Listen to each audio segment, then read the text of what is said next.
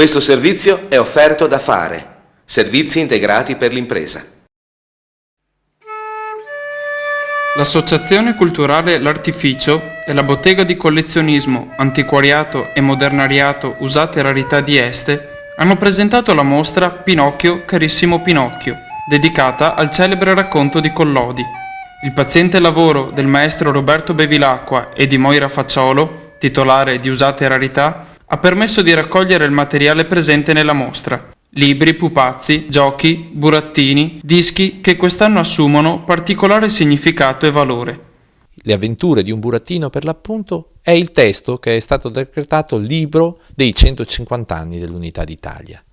Un testo straordinario del quale in mostra se ne trovano di diverse tipologie, soprattutto di diverse illustrazioni. La storia, o integrale o ridotta, è poi condita, diciamo così, da sapienti matite, da importanti disegnatori che danno di questo burattino le versioni più straordinarie.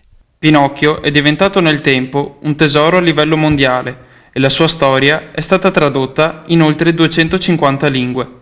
L'idea di poter produrre una mostra su Pinocchio venne innamorandosi soprattutto di Geppetto, questo padre straordinario che dona la sua vita, nella più piena accezione del termine, al burattino.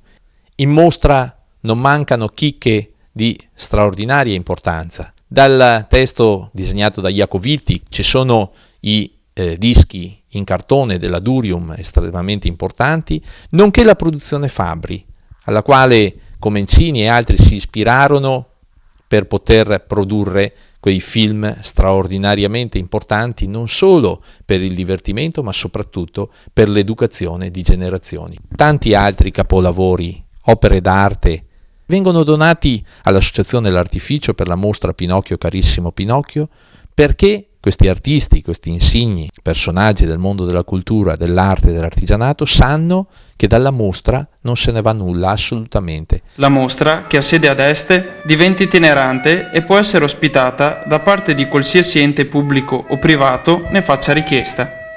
A tutti buon Pinocchio dell'Artificio, buon Pinocchio, carissimo Pinocchio.